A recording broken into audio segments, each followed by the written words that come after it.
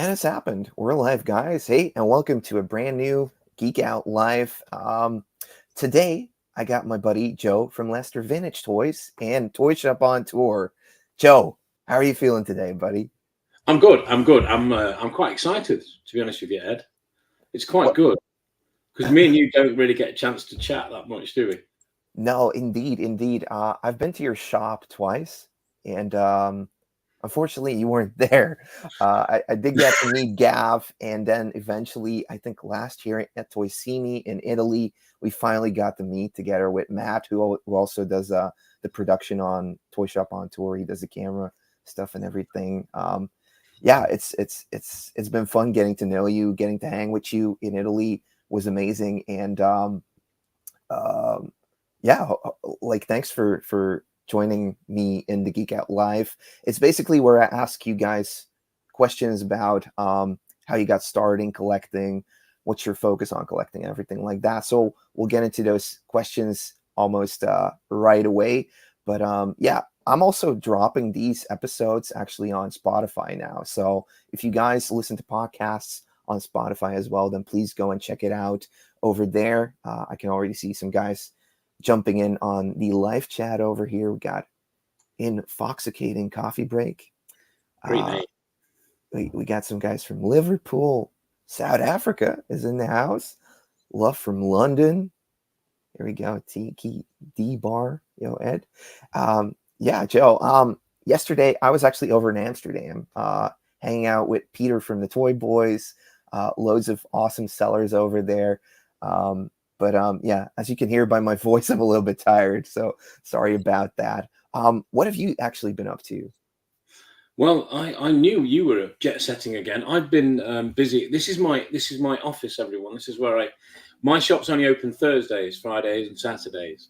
So this is where I am the rest of the time, busy beavering away, putting stuff on eBay and stuff like that. So yeah, this is my den, and it's still not finished. My collection is, as you'll see down the bottom shelves there, it's still not finished. But I've been really busy. I've been really, really busy. The shop's been mega.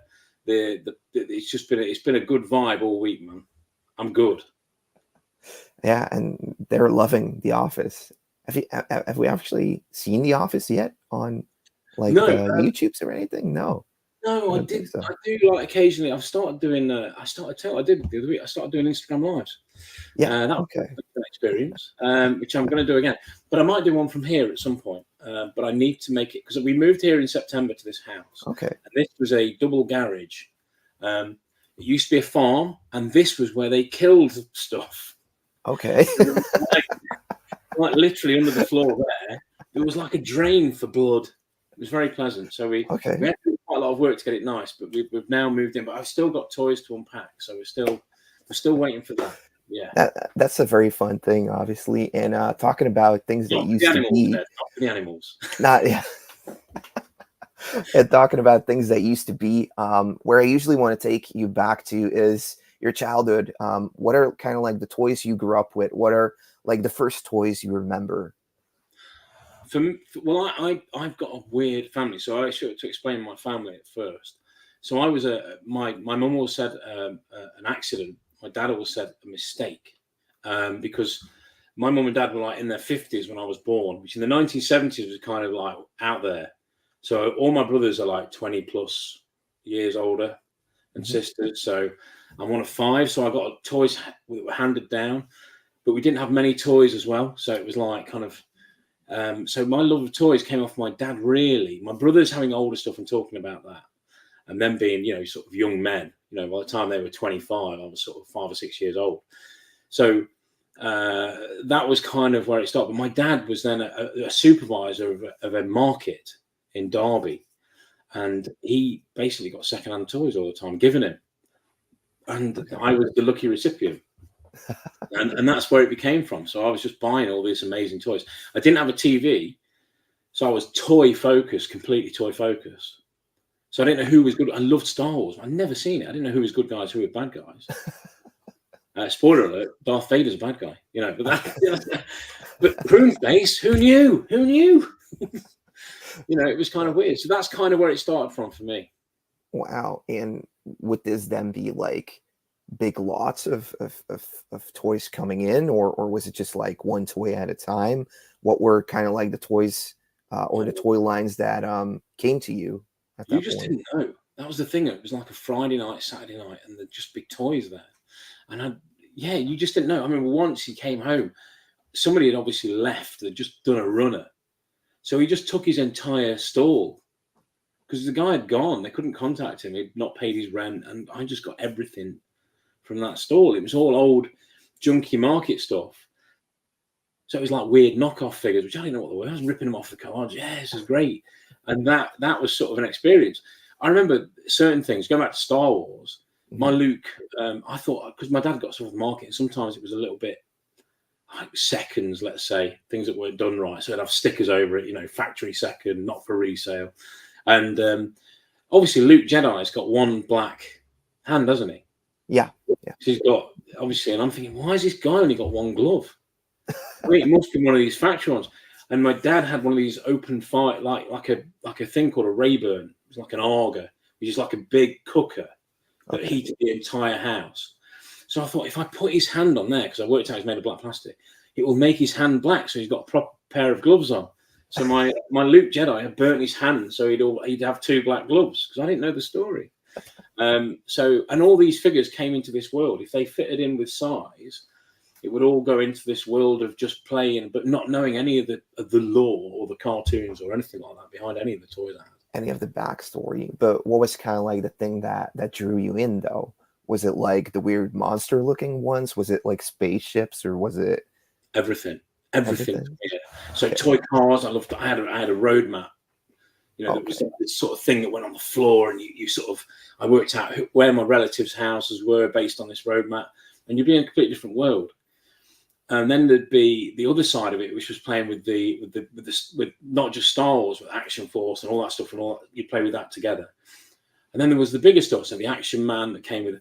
I remember Mum came home with a huge Action Man jet, which was at the time was like, I think it wasn't Action Man, it was like Cherry. It's one of the knockoff Action Man things. And I was just, this is amazing. This is the best toy ever. Rubbish, terrible toy, broke straight away. The cockpit fell off, it got trod on, that was it, done. But it was, so everything excited me. And that's what was wonderful about it, is because even though I was one of five, I was like an only child. Yeah. My sister, who had learning difficulties, she was 20 odd years older than me, but she was one for playing as well. So she would play with toys still, even though she was a 25-year-old woman. She'd carry a doll with her because she had a learning difficulty, and that was her way of having a baby. It was quite. Yeah. Look back on it now, it's amazing. But she used to encourage me with this toy sort of. Oh, Joe, I've got you this. She'd sneak away with pocket money and buy me something from the shops. So if it wasn't my dad bringing stuff home, my sister would buy me a cheap thing from the newsagent's home. So yeah, that's where it all sort of started, man. I love it all. Well, that's awesome to hear. So, but one thing I'm already thinking about is like how do you like know all this stuff about these toys if you hadn't heard about like all the backstory of everything yet? Obviously, it came through your childhood, but it wasn't like you were getting stuff out of the package and you knew like these accessories go to this, these accessories go to that. You didn't even know the names. So No.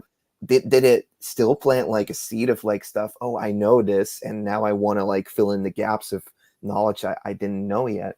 Yeah, kind of. So, but I would have stuff that was new on the card. Okay, yeah. So I knew kind of that was what went with him. And I Mhm. wasn't a kid that would swap the stuff over. I'd play with it all together, but after I'd finished, I'd kind of go back. But I also had that thing of I have complete toy joy, but it still sort of goes out now. So if I could, like, my mum, would always sort of, you can't have guns. Come on, take the guns off them. So anything like that. It's Yeah. not a gun, mum. It's I'd be like thinking on my feet. What is it? Oh, it's catapult. It's this, and you'd have to kind of. So no, I would modify things to suit what I think they should have had if it wasn't quite like that. But so I was kind of doing what people do, I suppose, now. But at the time, it was like just things that I thought were cool. So, but everything went back in its place afterwards. Okay. In a big box, but just a little bit of customizing, but still. Yeah, it's a bit of a contradiction in terms because I was kind of like quite good. I played with my toys. I played with them quite hard, but I wasn't like a kid to blow stuff up. We used to have elastic bands. Elastic bands. Yeah. And my nephews were all about the same age as me. So we played together. They called me Uncle Joe. Used to do my head in at school when they called you Uncle Joe, because the whole year playing football, and somebody would go, Uncle Joe, and you go, shut up. But so we had elastic bands, and we used to flick them at the figures. And what I found out was I found out various processes about sonic welding on Star Wars figures and things like that. It's just explodes and explodes and explodes. So you would use these, and then eventually the figures would fall apart. So I did play with my stuff quite hard, but we were careful with like things like weapons and making sure we had them. If mum, we had to hide them from mum. That was a lot. Okay. Yeah. I think like a ton of like TMNT weapons just went into the vacuum cleaner over at mine, just from like knowing that, like, I reckon the best stuff all in Hoover. Yeah. Hoover bag from 1987. That's golden. 87 to 89. Hoover bag must have been the place of dreams now. I think so too, man. What a top tip as well. You know, if you're buying big, like people buy big lots of Lego, and if it's 80 Lego and it's been bought out of someone's house and it's got the big blocks, the little Star Wars blasters, the little Action Force blasters, and GI Joe stuff, it goes inside the blocks, man. Yeah. Always away. I spent ages just checking through stuff and turning them over. Yes, there's one in there. Get a knife. Get it out. So yeah, it was exciting. You never know what you're going to find stuff. And things like Rebel Transports as well. Yeah. When you in the Rebel Transport, when I started out toy dealing in sort of 1999, you would go out with this sort of like, you go to the car boot sales and there'd always be a Rebel Transport everywhere. There was always Rebel Transport. But what you would do is pick it up and shake it. To see if there's anything in there. Rattle. Oh, how much is this? Oh, it's £8. I'll buy that. Thank you very much. And you take the chance, and you get home and go, yes, these things are cool. But then if you pick it up and it didn't rattle, you put it back down. Yeah. It's nice to know like that there's going to be a surprise in there. It could be Lego blocks. It could be anything at that point. That's the worst thing. Chess piece, bit of grit, an old conker. That's an also. You can play a good game of Lego bingo. Lego bingo. Bit of wool, an old conker, that sort of stuff. A battery, normally leaking. Yeah. It's like you never know what's going to be in the Lego. It's brilliant. People are loving the Fisher Price Adventure People shop in the bag there. I am still looking. I'm trying to fill that. I've nearly filled it. I think I'm 3 off on one of them. That's kind of the worst case. Most I'm 1 or 2 off, but yeah. I'm nearly filled it. The intention is to fill it and then buy another one and fill that. I will have all just keep it going. Keep it going. There's not many of them out there. I think I've only seen about 3 or 4 in my entire time. Those Fisher Price shop displays. They're lovely. Yeah. How did you learn about toy lines? Like, was it like in school? Like, which lines were popular whilst growing up for you? I don't think I did. I think I was kind of like this only child thing, even though I wasn't, and I had all my nephews around me. It did feel a little bit like I was left out on the kind of I was not a popular kid, but I was funny, and that when you're a fat kid that's funny, it's kind of the only way. So that was me. I was the fat kid that was quite funny, and that was my stylistic approach to everything. So I didn't. The toy thing was kind of, I didn't have any direction, but I knew what I liked, and that's kind of the way I sort of went for. But it was what came on that market store. It was literally Keith's Toys in Derby Eagle Centre Market was my mecca, and every Friday after school, I'd be there looking at the things like this, gazing and seeing. I remember seeing yak faces just queued up on cars. 50p each, loads of them for days. I'm like, who's he? He's rubbish. I'll buy this small car instead. It's now worthless. You know, it's that sort of stuff. So I had no direction. I didn't have any sort of thing really yet. Yeah. Okay. Was it like any toy line you didn't know about as a kid, but now knowing it, all the stuff you knew? Yeah. Like, what would have been like one of the perfect lines for you to have had as a kid? Well, I have many problems, but one of the most serious problems I have is that these hands are like shovels, so they're really big. Okay. So anything delicate was like me as a kid, like bull in a china shop kind of thing, they would get broken. So Transformers were my biggest sort of thing of going, I remember having one of the kids at school had a Trailbreaker. Okay. Right? Trailbreaker's notoriously breaky, right? He's breaky. So you'd be like, broken, rubbish, don't want this toy. There you go, there's your toy back, mate. Thanks very much. Bye. Yeah. So it would always be that way. So I never liked them. But then when I started actually learning about them as a supposed grown up, it was like, wow, these are amazing. And I love Transformers now. I'm still not very good at transforming, but the joy of it isn't in that. It's in the look of things, and it's in the I haven't had that before. I must have it, kind of thing. Yeah, there's a certain ingenuity about like the way they just engine those, like engineers like actually creating all the little models and making it all fit together into like 2 or 3 different representations of like a character, which makes it insane. But is that like one of the lines you never heard about as a kid that like you would have probably loved having as a kid? No, I knew about them, just didn't like them. Okay, yeah. I was wrong. You were wrong about it. Okay, yeah. I don't know. I think lines that I didn't know about as a kid that I would have liked. I don't know. I don't know if there's much. I didn't like He-Man at all. I didn't have He-Man. He-Man was kind of like one of those things. Master of the Universe, He-Man. It was like, what's it? And my mate had a little brother that loved it, and he was a right pain in the backside. So it put me off the whole line. But now I love them, so that might qualify. But as regards things I didn't know about, I suppose I love Tom Land. I never had that as a kid, and I think if I'd seen them, I definitely would have bought them. I say that, but I probably did see them, but they weren't. I was still busy looking at Adventure People and Star Wars and things like that. Although Star Wars now, you can't really. If you squint, you might see some Star Wars just in that corner. That's not mine. That's my wife's.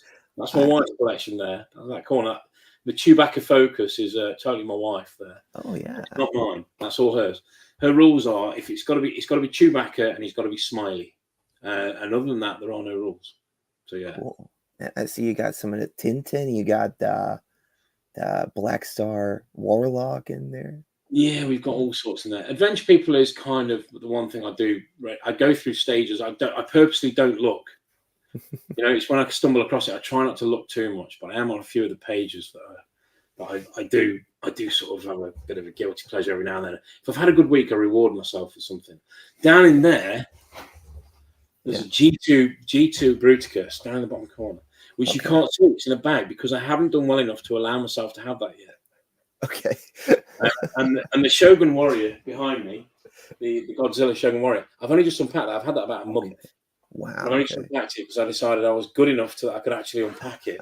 So it was kind of one of the things about going, I'm still like a child. I still go, well, you haven't earned enough money to actually do that, and you haven't paid the bills for this month yet. So once they're paid, you can have something. So that'd be my reward for next month. That little G2 Transformer down the bottom. So you actually give yourself rewards for doing stuff by getting yourself toys. Yeah. It's bad, isn't it? Rumor has it there's a stuffed Gav on the top shelf. No, he's in Nuneaton. He's happily in his own shop in Nuneaton. His Gav. Yeah. He came into the shop the other week. And it was really nice to see him. Yeah. He's not been back to the shop since he left until the other week. Okay. It was really nice to have him back. It was weird. And he did this thing where he didn't know whether to come around behind the counter or not. I was like, of course you can.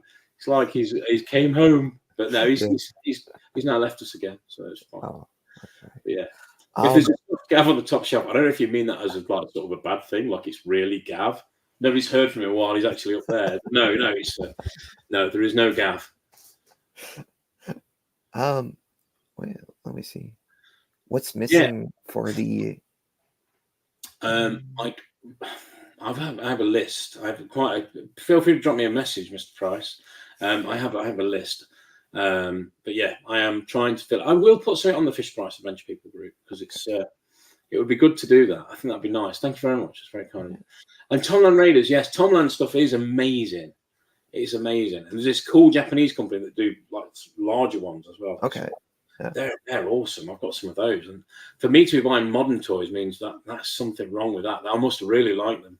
If you're spending my money on modern stuff, because it's generally, I know why people like modern. It's just not for me. I like the older stuff. I like a bit of history. I like some dust, dirt and grime. They're already asking if there's like plans for another Toy Shop on Tour series. Um, And yeah, yes, people yes, love Toy yeah, Shop on there is. Tour. There's So going to be less Toy Shop on tour, so that's oh sort of the what? bad news out of the way. There's going to be less Toy Shop on tour, but more Toy Shop on tour at the same time. Okay. So we're actually me and Matt are out filming on Tuesday, but I think 2025 is going to see us do one thing, and we're going to do one thing massive and go Wow. for it. So that's going to be the plans are for the US in 2025, and that's Okay. probably going to be kind of one of those things where we do that, and then the year after we'll find something else to do that's going to be amazing. But we're going to try and ramp up the quality even higher, get shorter episodes, and make more of a series of those episodes. So it's going to be kind of like that. So the problem we have is it's quite expensive to make Toy Shop on Tour because it is high production value. Matt is very kindly does it as best as he can, as cheap as he can, but it's still a lot of money. So it doesn't make us any money. It just blows money for days, but it's cool, and we love doing it. So we'll definitely do more, and we have got something we're doing, but there is going to be there's something else in the pipeline. So you will be happy. Toy Shop on Tour. There is more to come. So yeah, that was a sort of negative positive, wasn't it? So less Negative. Toy Shop on Tour, more Toy Shop on Tour, and something else as well. I think that's good, right? That's good. That's good. I think so. I mean, what I'm hearing is there's going to be new episodes and more video content coming out. So it's going to Yeah, be awesome. there is going to be more episodes. Here we go. Toy Shop on Tour in Japan would be bonkers. Yeah. I'm too fat for all their shops. Have you seen the shops are so small? I'd be like, I'm just standing outside with Matt inside filming and me going, the diet's going well, but it's not going that well. But we'll try and slim down for Japan. 2026 maybe. I don't know. We'll do that. Yeah, But no, like 2025. Japan is definitely on my hit list as well to want to hit up. Yeah. And thank you so much, Yak the Culture, for the super chat. I think like Tio, he went right, like Slime House. He's Yeah. been there before, and Bizarro as well. Yeah. So it just seems so far away at the same time. No, my problem is I can't leave my family for too long. So Yeah. I'll take my plan for America, everyone. So this is Matt, the cameraman, will be going. He hasn't even told me this yet. So, but my plan, very loosely, is I'm going to take the family to America with my friend Alan, who's probably might be watching now. Actually, Alan. So Alan I'll be stopping with Alan for a week or two, and Matt will be flying over, and we'll go out and film for a week or two. But my family aren't too far away because my little boy Noah is quite poorly, and I don't like being too far away from him because he's quite sick, so I can't leave him for too long. So that's always my thing with going away anywhere far. I have to have the family nearby so I can get back to them. It's like a sort of a weird thing to be away. When I was in Italy, although I love Italy, I love being in Italy. I know that I can be home in a day. I know that I can drive 24, 25 hours and I'll get home. And that for me, that's my limit. Whereas on planes, I'm relying on something else. Yeah, definitely. It's a weird thing. So anyway, that's kind of there. Yeah. But then we have got the new plans are they're going to be exciting for 2025, and there is going to be stuff this year with a certain well-known guy called Ed from Ed's Retro Geek Out. Might be, yeah. Might be. We might be doing something together towards the end of the year, but yeah, that's kind of it. Yeah, sweet. No, I mean we'll be looking forward to it. Then next topic I wanted to get into is how toy collecting started for you, because I'm not sure if like you were a collector before you were somebody who started a shop, or did you get the shop first, and how did this all come about for you? When did you start collecting toys? You can't just go in. I mean, I'm not financially motivated. I'm toy motivated. It's something I've always said. I need to make money because I need to take my family on holiday.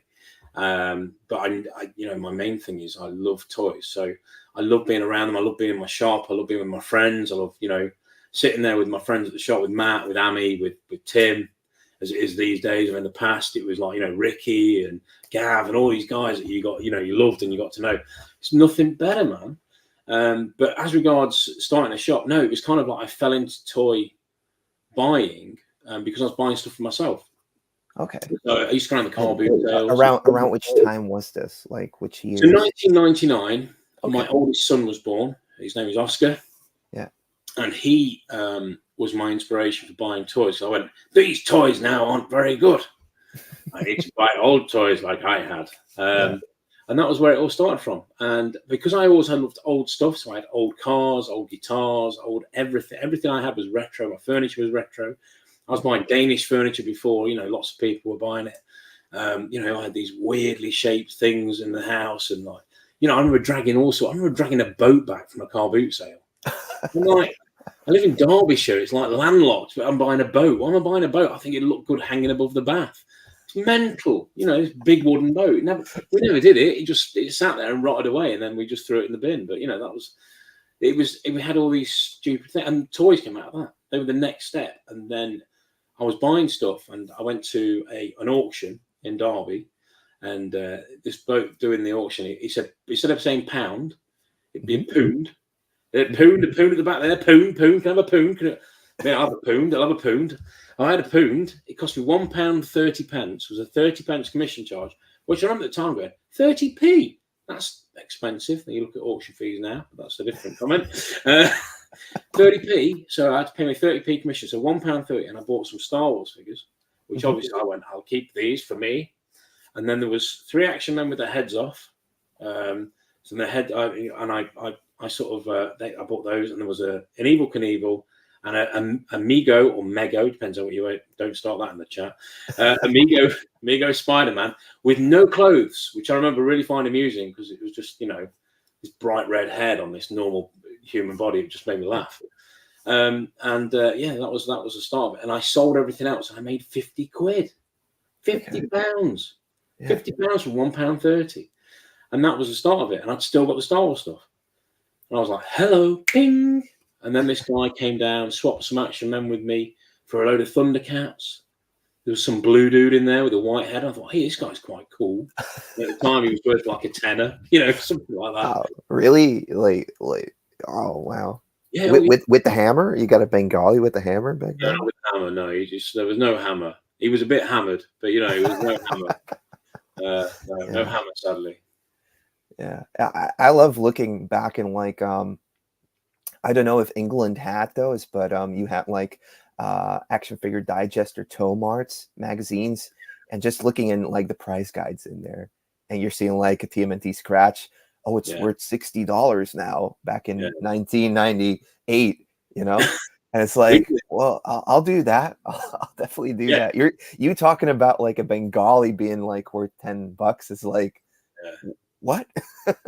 Yeah, and that was it. You were going through these magazines. It's so cool. So we had in the UK, we had these magazines that come out, and the toy dealers at the time would run adverts. And Mr. Star Wars, so Jim Stevenson, who sadly passed away some time back. Lovely. I mean, lovely. He was very sweary, but he was a lovely guy in many ways, as long as you didn't get on the wrong side of him. And he'd be like, now then, Joe lad, whenever you saw him. And he just was one of these guys that everybody thought he was so expensive. And you look at his prices now and you'd be like, I'd buy the entire stand. Oh my life. Yeah. I remember it 8-back Skeletor, £50. And you think, oh, it's like now you look back at it and go, yeah, okay. Yeah. Crazy times.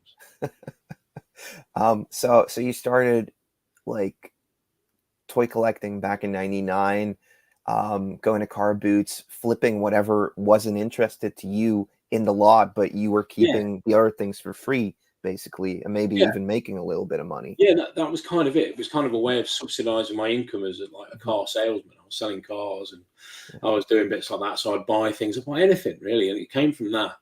And then by 2004, I'd started to take it a little bit more seriously. Okay. I was eBaying, and I started to do this whole thing of wow, what else can I do? How can I do this? And Chris Melbourne at Metropolis Toys was very good for me because he just kept saying, you need a shop. And it was about this time I started to go into actual, I didn't know there was toy fairs until then. Then I was like, first toy fair, I remember it was just amazing. I was blown away. The first memorabilia show I went to, oh my, I was just seeing all these amazing toys I'd never seen before. So I was like a sponge. I was learning all this amazing stuff from these older guys that had been around the hobby for so long. That were grateful to sell me all this stuff that they thought, apart from Star Wars, they weren't bothered about stuff of that era. And I was like, yes, I'll buy all this because this is amazing. So my enthusiasm for it would sometimes, it wouldn't always make me money, but I'd learn. And that was the thing, because you learn by making mistakes. That's one of the things. Like when I first visited the UK and learned about all those toy fairs, is like in the UK there's this tradition of like actually doing those and having like a toy fair, like the NEC thing. It's been on for like 40 or 50 years or something like that. I remember you going toy shop on tour over to France. I don't know if over there it's the same, but the differentiating factor in it, I guess in Belgium it's the same thing. Like we had the one convention every month that would bring some vendors together, but the community seems to be smaller vintage wise, and it's more focused on trains and stuff like that. Yeah. Do you feel like the UK has always had like a big interest in toys, vintage toys, and like turning that into like a trade event like the NEC or the Sandown Toy Fair, stuff like that? Yeah, we're a nation of obsessives. Mm-hmm. That's what it is. People will the British are generally a nation of obsessive people, so they get obsessed about things like weather. They'll say the same stuff. Are you all right? I'm not too bad. What? You're not too bad. Like not good, not just this is how I am. And they get obsessed about things. So the weather's something they get obsessed about because it changes a lot. They look back at things and moan about stuff. There's a lot of people going, oh, things aren't the same as they were. And then they look back at old toys and it brings all those memories back. I think there's a lot of that. Whereas I think in most other countries, it's like the weather's quite nice, we've got this to do. Whereas we're a bit sort of like, I don't know, there seems to be that thing. There's always been, whether it's railway guys that are into, trains and stuff like that, whether it's die-cast guys that are into all the toy cars, it tends to be, and then the sort of obsessiveness over like certain things, it's very British. It's very British. I think the British have always had this tradition of doing toy fairs, and I don't know. I think it is that. I think it's that obsessiveness, and we know with our customer base now in our shop, we think how much it's changed over the years, but the personality traits stay the same. The toys change, the age has changed, but the personality traits stay the same. Okay, so it's a type of person that can get obsessive about nostalgia or completing a line or just something that they're like really into, I guess. Yeah, I mean, but it's not like, but it's all walks of life. So you'll get people like, solicitors, people that are in really well-paid jobs that are going, I want to have the things I never had, or I want to recreate what I did have because now mum and dad have gone, or mum and dad are getting old, and I want to that's like a soft, gooey memory for me. And there's that element, and then there's the people that just are really into the sort of, dotting the I's and sort of going, oh, actually, what I think you'll find that came off, this is actually from this and this, but therefore that's, see that one there, they chamfer changed on that. It's the train spotting element of it. There's a lot of that goes on. So yeah, but both groups kind of cross over and get on, and it's really cool. I love the toy community because of that. Yeah. As you were like getting introduced into that, was there like because you touched on this a little earlier, like you met these guys that were into it for already a long time. Was there like an example collector or like an inspiration, a guy that like really showed you the way, or was it the guy from the shop that said you basically need a shop with what you're doing right now? And yeah, it was 100% Chris Melvin from Metropolis Toys, who I've got to say I love Chris to bits, but he's so grumpy. It's just unbelievable. But for me, he just was the best guy because he just took me under his wing and went, yeah, don't do that. I mean, he'd tell me off, full on tell me off. I'd get in all sorts of trouble. But Chris was a great mentor, and he was one of them guys that was so influential for me. So yeah, no, I've got a lot to thank Chris for. He was always a very encouraging, and he was quite proud of my progress.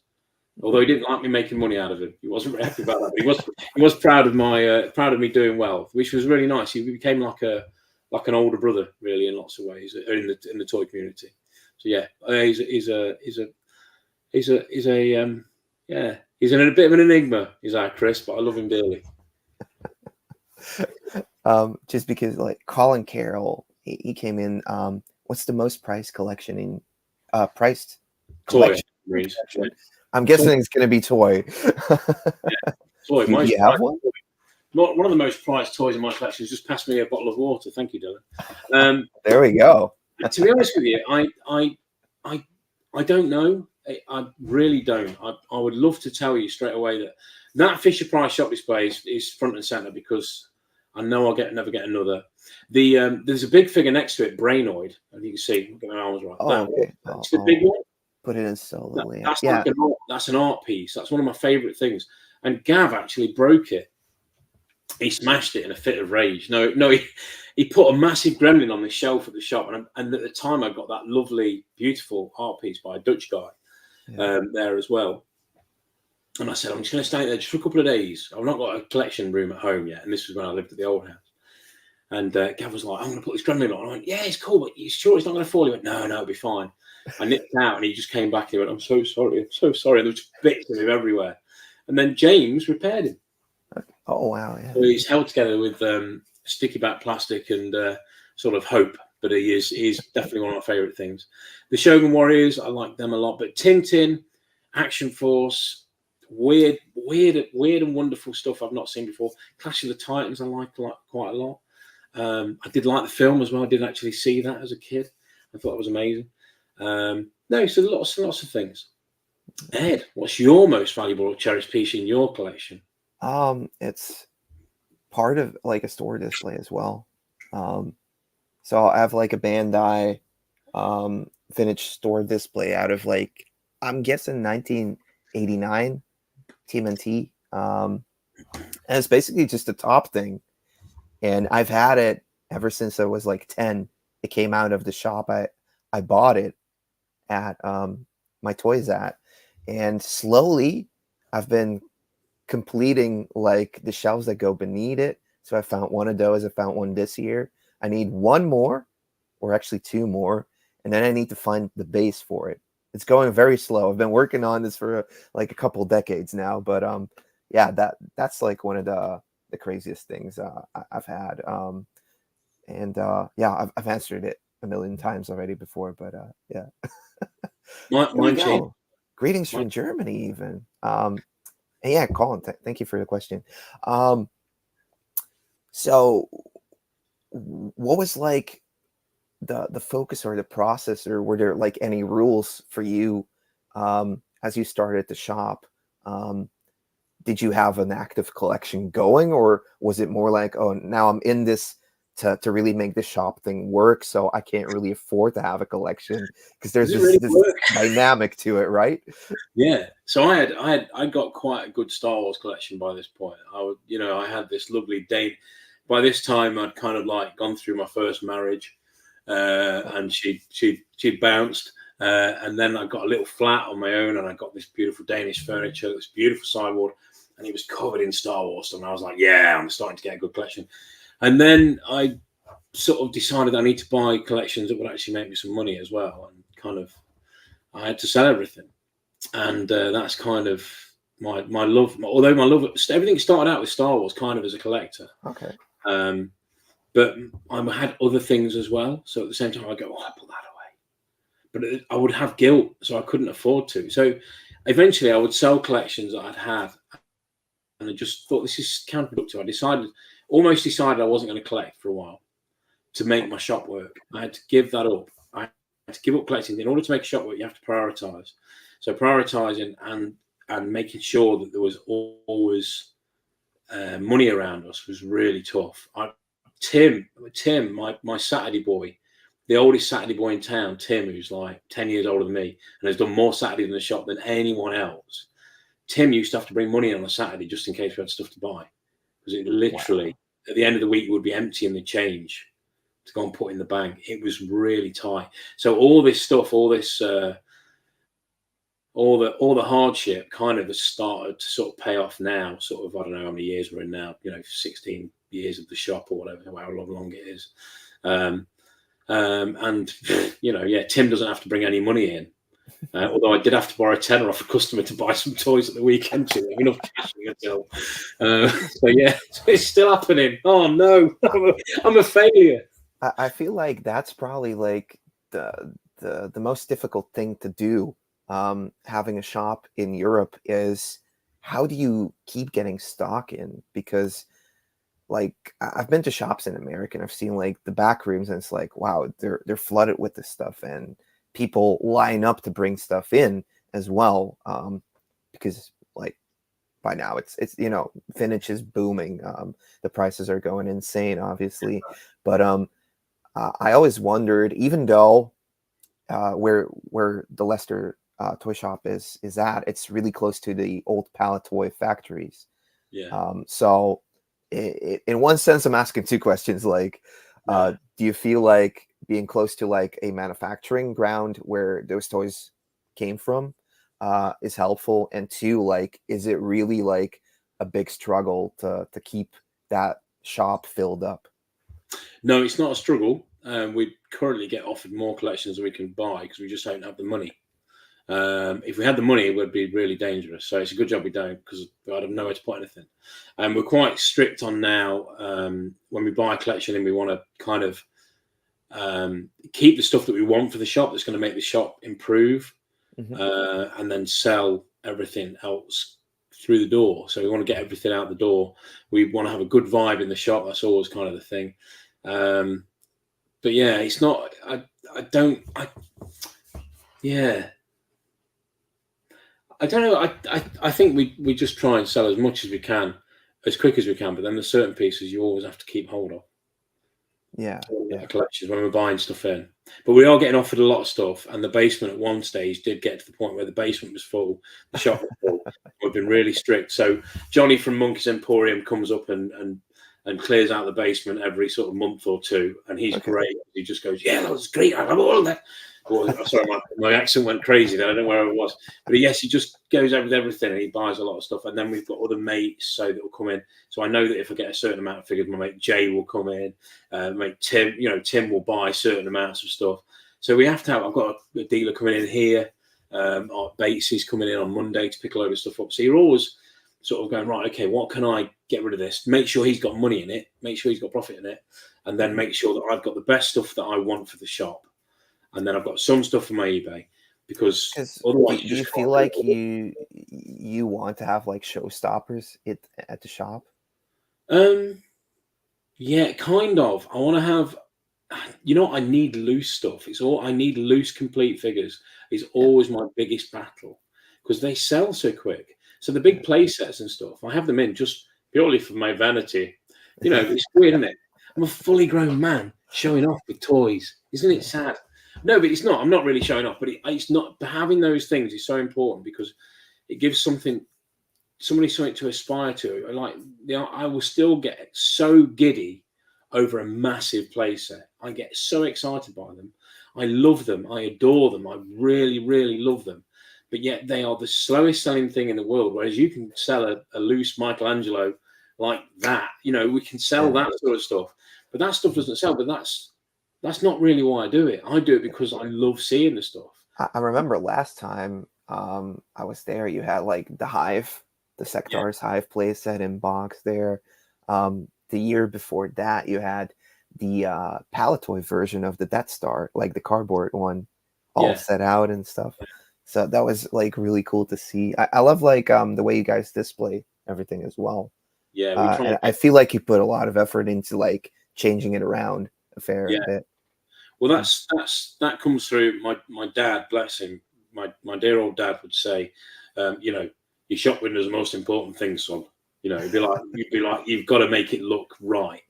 And that's kind of why it is. But we want stuff. We want stuff that we can sell, but we also want stuff that we can keep, because we love looking at it.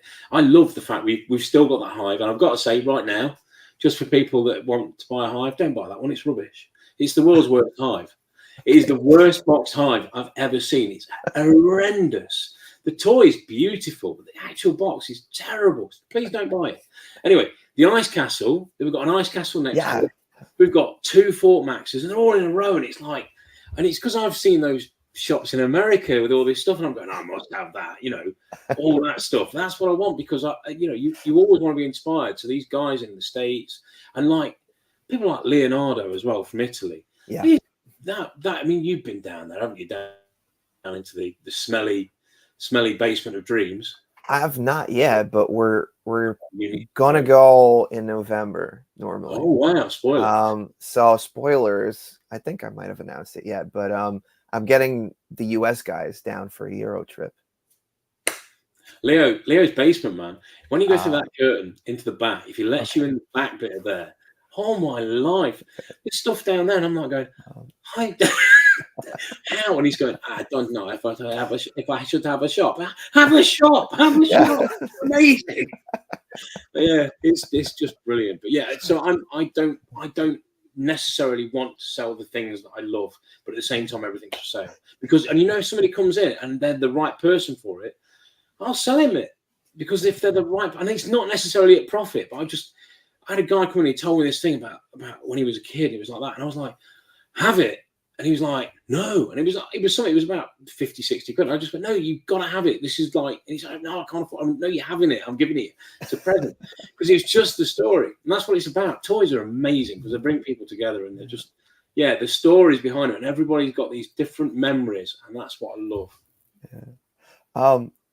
This is kind of a cool question. Stefan asking, like, if you're just starting to get into retro collecting, would you suggest getting cheaper loose figures as you begin, or jump right into carded stuff? I think this also depends on the toy line you're after. So if you could drop it in a comment, like, are you after Turtles? Are you after Star Wars? There's big price differences in those things as well. I think there's a really simple thing. Do it because you like it. And if you like a carded thing, get a carded thing. If you want a loose thing, get a loose thing. If you want both, get both. Just don't. I mean, that's the thing. I buy now original versus reproduction. Now, I don't sell any repro, but in my collection, there's actually a couple of figures that have got repro weapons with them because they're mine. And if I sold them, they would go in the bin. But I won't sell them, and they're clearly labeled. They've got a little mark on them to say repro. So if anything happens to me, people will know. But that's me personally, but I would never have it in my shop. Now, I would advise is trying to buy, if you're going to buy complete, buy loose, buy complete, and buy with original weapons is probably the best way on most toy lines. But if you're going to go really cheap, buy, a loose figure and try and piece together what you can. It's up to you, man. But toys should always be fun. They shouldn't be controversial. It should just always be fun. You just got to be legit when you're selling the stuff. That's all. Yeah. I just go for whatever looks cool or whatever feels like it's a good price for it. I'll get like a card at Secret Wars if the price is right. Yeah. But would I want him loose as well? Yeah, but I'll wait for it to present itself. In a way, kind of like as a shop owner, Colin's asking, like, it's here, Ed, if you need them. There you go. Is it a struggle for you to decide where to keep something for the store or keep it for your collection? No, that's not true. Yeah, sometimes. Yeah, there can be things. A friend of mine who's is an actor. He's a well-known actor. He's a lovely guy, and he wanted some of my stuff that I'd got in here that he'd seen, and I was like, oh, for crying out loud. But because I like him, I was like, yeah, fine, buy it.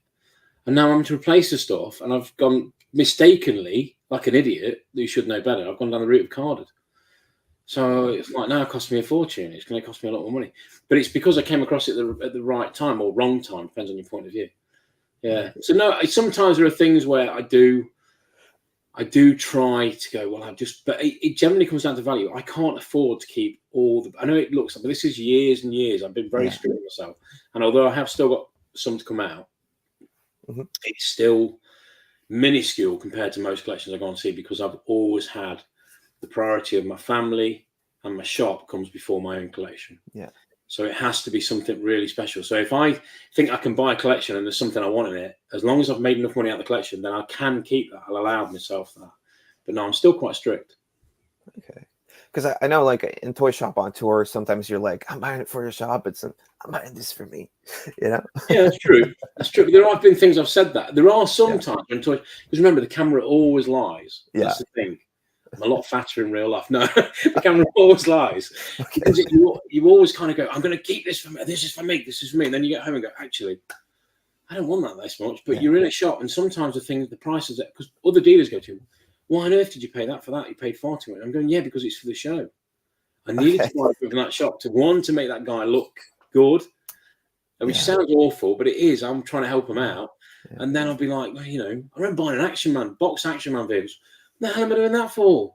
Yeah. No one buys them. I don't want them. Why am I buying them? It's because I'm an idiot. That's right. Maddie and I always have like the joke where we'll buy something and then like once the camera's off, okay, now put it back. Like, like then we start talking Dutch. Sometimes it's still like in the video and like Dutch people will get it, but not everybody gets it. Not that we do that. Like we'll buy it, but it's just like, so like, oh, camera's off, like the match. All the stuff that we do generally, is real. Yeah. So we buy stuff when we buy stuff, we buy it. When we don't buy it, we don't buy it. Occasionally we revisit them if I have remorse. And what's frustrating, this is the same for you, I guess, when you watch the show back. Like, I don't watch myself on TV. I don't need reminding. So I don't watch myself on TV. I don't particularly like it. But when I do have to watch it back first time just to approve it and go through it, I'm like looking at stuff and going, why on earth didn't I ask about that? Why didn't I see that? It's so frustrating. Then people go, can't believe you didn't ask about that. Going, well, you don't see everything. I'm like, sometimes I'm going, I can't believe it either. Yeah. You can't see everything. And I'm guessing like the trip you guys did through Italy, Germany, Switzerland and stuff, like it's every day that you get like 40,000 toy lines thrown at you. And after a while, you're like, it comes down to like whatever is right in front of me, because it's not like a car boot where you have to go look for it. It's everything's there. Yeah. And what it does teach people is that you do miss things. Yes. You miss things. When you're at a toy fair, guys and girls, you will miss loads of stuff. Gav famously used to come into the shop as a customer, and he used to spend hours there, like just mooching around, like we'd have a coffee, have a chat. He'd end up sort of doing bits of work as well, sort of like all of a sudden this customer's become like, and that's how he started working for us really. And then he would go and I remember once he'd been coming for 6 months, spending like 6-7 hours a week, and then he'd go, how long you had that? I'm like, I've had it for like 3 years, Gav. It's been there pretty much, there's dust around it and everything like that. And it was something he'd been looking for years, and he'd never seen it. And he was just there plain as day in his sight, but he didn't see it. So we all do it, even if we've been there loads of times. We move stuff around in the cabinets a lot. And people go, oh, you had new stuff in? And you go, yeah. It's not, it's just moved it. Yeah. I got to shout out Aaron from Empire Toys 1138 as well. He's saying November because actually on our Euro trip, we're doing a UK leg as well. Yeah. And it's also thanks to Aaron that I got to visit the UK for the first time. He told me all about the Leicester Vintage Toy Shop as well. So it's all thanks to him that I got to visit. He actually, first time I went over there, he showed me Toy Shop on Tour, because at that time, like those episodes were coming out the first season. Right. I was like, oh my God, like this looks like an actual TV show. Yeah. So thank you, Aaron. And I did it already, but the show's good. Yeah. So a big shout out to Aaron, and you might be seeing more of him this year. He's not doing on my channel as well. So he's not doing that full frontal calendar again, is he? Not that kind of more of him. Yeah, no, that's good. Aaron's a good guy, man. Thanks, Aaron. Yeah. You started a lifelong friendship because of you. Yeah, and he's had a little baby as well. Yeah.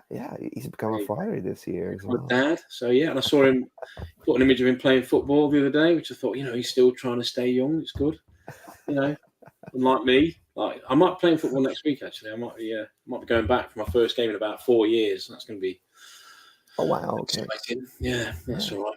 So yeah, Sweet. lumber around the pitch. Look forward to that. I also wonder because you said before, like I started thinking about opening a shop in 2004. When did you start a shop, and has it always been at the same location, or? No, we like put wheels on it, man. Okay. 2008 was kind of the start of Leicester Vintage Toy Shop. Although I'd done market stalls and called it. Okay. We had working titles, so there's like we called it French Oscar for a while. We called it weird names because I liked old French cars and stuff. And my son was called Oscar, and that's where it came from. And then it was like I just thought I need something that's going to be the future's the internet. Google's going to love it, so I'm just going to go Leicester Vintage Toy Shop. Not all my secrets, thank you. There's some things I don't tell anyone, apart from my wife if she's watching. So yeah, that's kind of, and we started in 2008 with the shop. We started off in the market because that was my background, so it was in Leicester Market. They then knocked that down just as we left. We went to a shop in the Odeon Arcade in Leicester. Failed, nearly went bankrupt. It was horrendous. We had an awful time. Got kind of ripped off by. This is what you don't know. All this stuff happened. We got kind of ripped off by the landlord's agent, who told us some porky pies, and then next thing you know, you got bailiffs at the door, and we thought everything was paid. Sorry, mate, that wasn't a calendar. Yeah, sorry.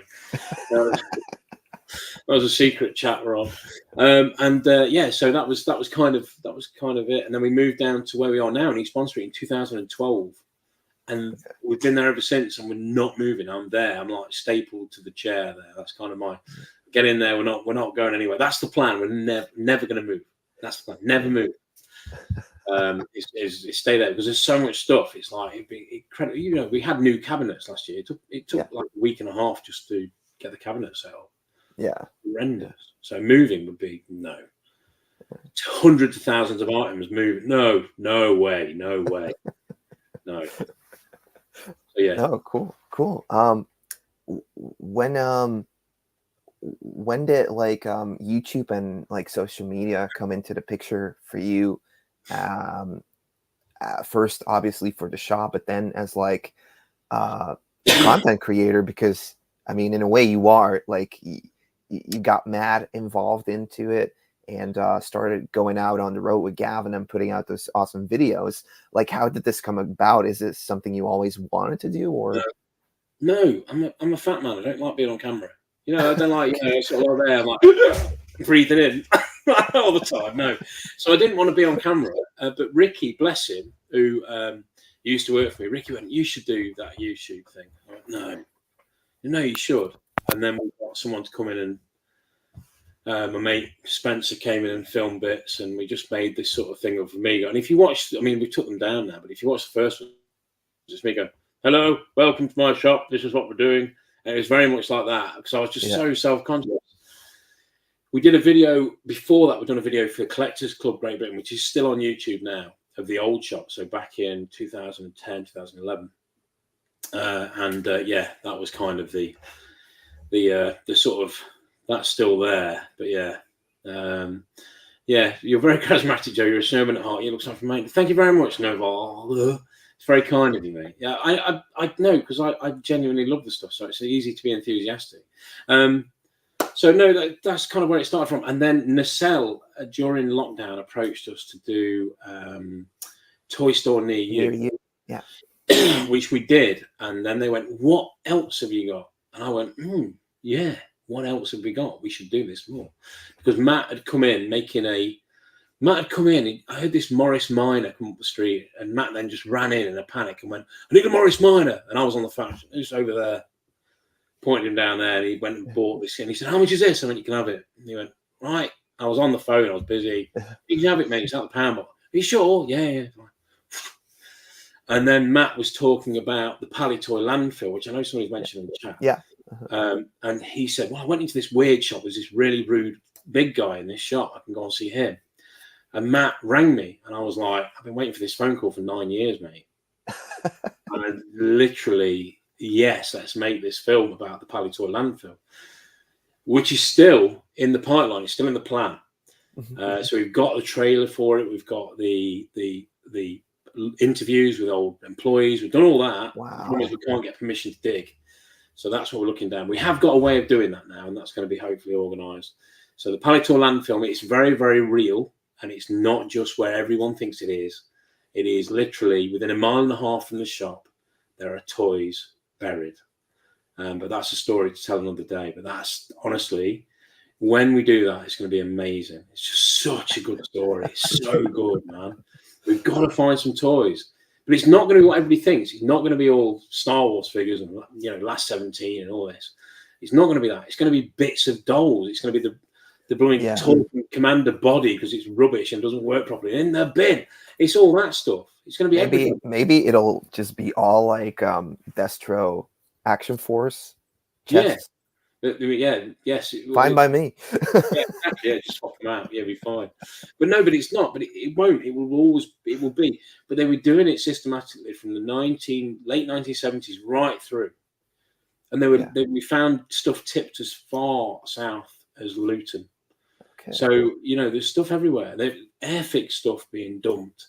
There's so much to it. This story is huge. So one day we'll get it sorted and get it done. Wow. But it'll be amazing to do. So yeah, and that's how Matt and I kind of got together, was through doing that. And then we had COVID. Obviously, we did the thing for the cell. They said, "What else do you do?" And I said, "Yeah, we're going to do this show called Toy on Tour." And we then spawned it from there. We wanted to do it on our own, and we did. And that's how Toy on Tour 1 was born. Long may it continue. It will continue for as long as I'm doing it. But it's just a matter of how much we can do it is a different thing. It's not a normal thing. I know a lot of the guys that do YouTube just do YouTube. For us, we've got a working shop that we need to fit in. And obviously my family life, because of little Noah, is a bit different to most other people's. So, wow.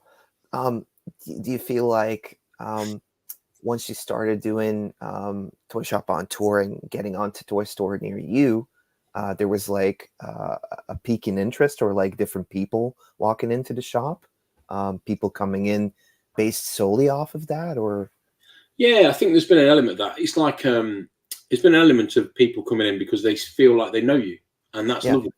I don't know them, and they know me, and that's really nice. And if they like me, I love that. I love the fact that if people like you, that's kind of cool, man. Yeah. I'm very touched. Some of the kids, so when kids come in and they want to sort of meet you and stuff, that's really sweet. I'm like, yeah, dude, I'm just some guy. But no, they like it, and that means a lot, to be honest with you. And when people tell you, I think the nicest thing is when people we had a guy come in at the weekend, bless him, and he said, I've been in hospital and I watched all your stuff, and he got me through a really tough time. And that comment, forget everything else, that sort of stuff is what you think, come on, man, that's beautiful. Yeah. All that sort of stuff. I love that. Yeah, that's good. Gave him something to hold on to take the thoughts away from some other stuff. And so when you get time, if you've watched, you get 1,000 good comments and 1 negative one. You only remember the negative one. Yeah, or you delete it and don't care about it. Yeah, you do. I mean, we don't get too many, but some we don't delete. And there's some people that just, there's that element to it. But I think as regards the shop now, we've got this wonderful thing in the shop of like the people that work there. Matt Branford. This is not Matt. So Rasta Matt. Yeah. Explain. Rasta Matt. Me, Tim, and Amy are the team at the shop. Amy is Matt's wife, and she's just amazing. She's like a bundle of just fun, and she just loves people, and she wants to, do you want a cup of tea? Do you want anything? And then she's showing around the cabinet, and she's equally as amazed as the customers, and she's like going, isn't it amazing? Look at this, and he does this, and she's learning all the time, and it's wonderful. So we've got Amy, we've got Matt, who is just, the best right-hand man you could wish for, and he's just, he really is. People say that ride or die about Missy. Honestly, Matt is a ride or die guy. Me and him are stuck now. We're together, and it's great. So me, Matt, and then Tim. Tim. What can I say about Tim? Really, he's just been there forever, and he's just not often you get to a place where you leave at the end of the day and say, "Love you, mate." That is an amazing thing. Yeah, it's beautiful, man. I love it. And I think the customers know that. The customers know that we operate as like a, not officially, but like as a safe space. Yeah. People that have got like an issue can come and just be. We can have a cup of tea, they can sit down, they can chill. They don't have to spend any money, they can just be. And I think that element, that side of things have been encouraged greatly by that bunch, that lovely bunch we've got at the shop. I don't think there's anywhere quite like it. I've never been into a shop like it. It's flipping.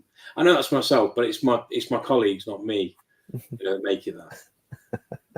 Well, that's awesome to hear. And yeah, Joe, I want to thank you so much for being on the show today.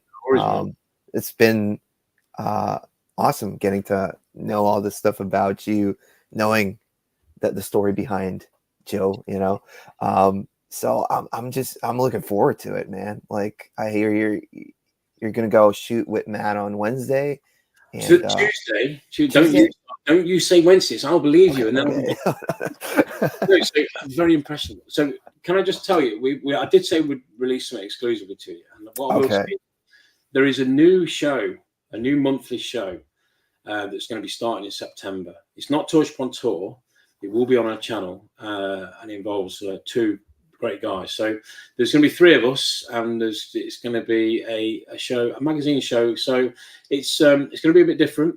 It's going to be very positive, and it's going to be all about vintage toys. And that starts September the 1st, and the trailer should land in the next couple of weeks. So we'll give Ed the details, and he can share it with all you lovely people. Yes. But thanks everyone that's watching. I'm sorry that we couldn't get to all your comments though, because I mean, like, we'd like to spend more time, I've got a little boy to put to bed that needs his bedtime struggles and story. So that's my job for later.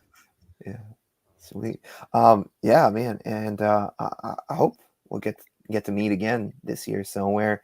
As for me, I'm working on the final edits of the Eddie Goes Ohio episode that's coming out tomorrow. I want to thank everybody that came out to Amsterdam, came to my table, said hi, and apparently you guys are enjoying Eddie Goes Ohio. So I'll already, tell you that there's still 4 or 5 more episodes coming out on this. I think we're up to episode 8 now in that 10-day RV trip, which has just been insane. And then there's the documentary that's going to come out as well. And NARC is also putting out videos on each day from that whole trip. So if you want to get another look on those things and the stuff that they found, definitely go and check that out too. So lots of great content coming out from both of us, Joe. And I just in the meantime, if you need more, just start watching Toy Shop on Tour again. Go to season 1, watch it all again, leave comments on all the stuff Joe didn't see there and didn't pick up, so he knows. And on this video, please leave a like and subscribe to both of the channels if you haven't already. Thank you guys so much for watching and listening, and I hope to see you in the next videos, guys. See you later. Thanks so much. Bye. And let's